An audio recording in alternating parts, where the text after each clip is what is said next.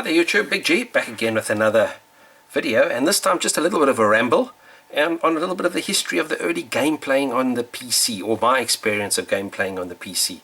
And you can see I've got 3 books laid out over here, so I just want to talk a little bit around them, what they were used for, and the reasons why we had them. So back in the day, in the early 90s, especially when the early role-playing games came out, and not specifically just for role-playing games, but for most games, it wasn't good enough just to, 1, own the actual game, 2, play the game, but you also had to finish the game. And sometimes these games were absolutely devilishly difficult to finish. Sometimes the guys went out of their way to make them almost impossible to finish unless you had the clue book. So over here I've got 3 clue books. I've got many in my collection, but you know, I was actually going through my books and I came across these 3, and you know, the nostalgia just from picking up the book and remembering it, and actually remember playing the games and finishing these games from the clue book was absolutely awesome. And I'm not sure if everybody out there has similar nostalgic memories, but I'm sure you have. So in the early 90s, I loved role-playing games. So Wizardry was one of the early franchises from Tech, and this was Crusaders of the Dark Savant. Now, I think this was Wizardry 5 or 6 or somewhere around there, but this was the first game that I played. And it was a turn-based role-play game, absolutely awesome. From my perspective, was absolutely awesome. I'm sure the modern gamers, if they went back and actually had a look at it, would have thought it was absolute load of rubbish. But I played the game, I got as far as I could, and I was absolutely stuck. Now remember, back in these days, you had to make your own map books, you had to find and make your own notes. So game playing wasn't just a on the PC experience. I remember having graph paper next to me, sitting there drawing maps, making notes, where certain items could be found, what certain things were done. So it was a very interactive sort of experience, which actually added to the enjoyment of the game. So just very quickly, I'm just going to go through these particular 3 clue books. Now you can see here, first of all, they're gonna when they wrote a clue book, you can see there it was absolutely a massive clue book. Now what the clue books would have, they would have normally would have a story, they would have the instructions for the game, which obviously would be duplicated from the actual instructions from the that came with the game, but in more depth. And most importantly, would have a lot of maps. So you wouldn't have to sit there having to draw your own maps. And also be able to explain to you exactly what sort of sequence you would need to play the game in. They would also often have, and if I remember correctly, this would have it as well, a bestiary. So you could actually see exactly, let me just go to it. Normally it's at the back. There we are. So we'd have a monster. This one has a monster roster. So you would go through this over here, and from here it would give you all the stats for all the monsters that you're going to come and face. And being a D&D player myself, this was fantastic. So I would be able to go and see there, coming against a bonehead. It was a giant. It had hit points of 236 to 412, gave you 89,000 experience points, and how often it would appear, how many would appear when they did appear. So you would use this as well to be able to gauge on how to actually conquer a lot of these monsters that would come through. Then what was also awesome about these books is that all the items, now remember when you played these games, there was a lot of bragging rights with your mates as to what items you had or what items you had found. And here they would give you exactly what the name of the items were, where they would be found, what their values were, what their resistances were, what their armor classes were. Just absolute abundance of information. And then of course they would have notes, and they would have their next products. Now Crusaders of the Dark Savant, I finished this game, and the only reason I finished this game was because of the clue book, because I was stuck at that stage. Now the next book that I have here was a series that I played. It may have actually come out before Crusaders of the Dark Savant. I'm not quite sure, I'd have to check on that. But that was the Lands of Law from Westwood. Now Westwood, very big name in early PC gaming.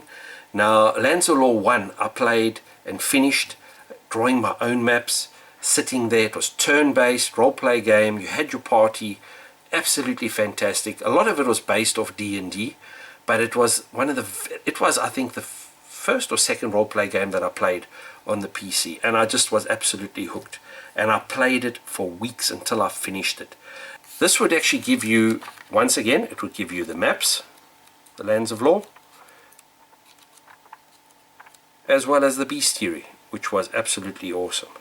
Let's have a look here. It's got the complete map book, complete levels. Let's just see if they tell you in the beginning.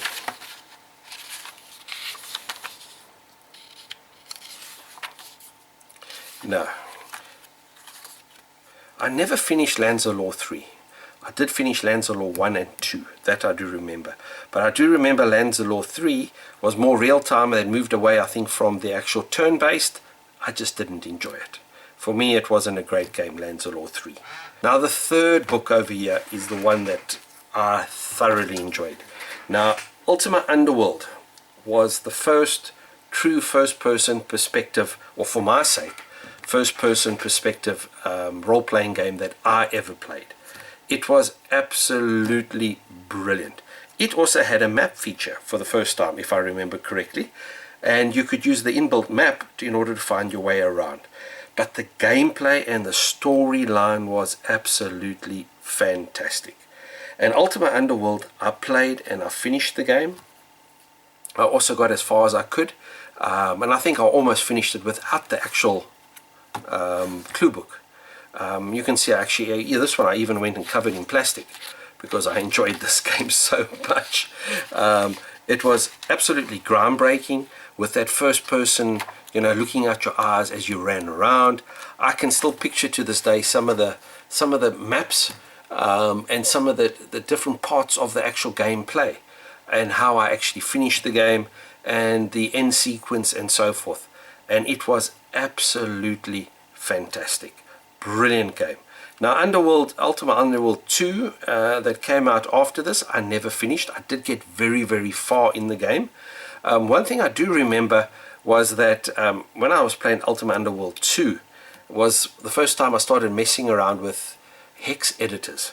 And what we would do is you take your save game and then you would edit it and then have a look to see what changes you would make to your hex editor to see what would change in the in-game. And sometimes I can still remember now to this day, I changed something in this here and all of a sudden in my backpack I had eyeballs, and where these eyeballs came from I'm not sure. And you would often find just random items that, or random things would happen.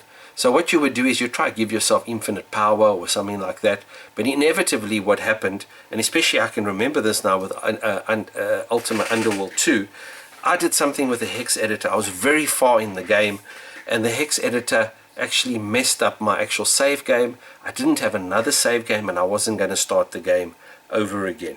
But it was also a fantastic game, but I never finished it. But Ultima Underworld 1 I did finish. So guys, back in the day, some of you would have remembered these clue books. I mean, they were fantastic. It was part and parcel of gaming in the early 90s that you would have the clue book and you would play the clue book, you'd read it from cover to cover. I mean, the early Sierra games, Quest for Glory 3, absolutely fantastic as well. Never finished it, even though I had the clue book. But it wasn't a game that I found as good as Underworld and so forth. Very different humor, different type of game. King's Quest 6, also a clue book for that. Another one of the later games, Shadowcaster, clue book. And I've got others as well in my collection. And this was actually part and parcel of the fun of playing the games, which I don't think a lot of the modern game players have now that they just have Google.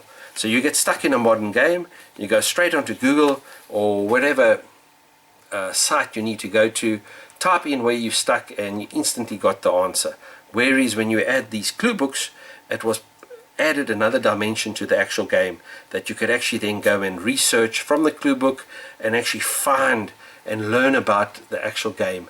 And some of them gave a lot of background on the creators of the game, pictures of who the guys were, that the programmers were, and you got to know the game makers as such from the clue books as well. So guys, just a ramble today, just something different. Fantastic playing games with the clue books, and the only reason I did the video was that I'm tidying up my games room and I came across these old clue books and immediately brought back memories of the old games, and I think that's what's part and parcel of enjoying the vintage and retro gaming. So guys, cheers from me, and remember, keep it retro.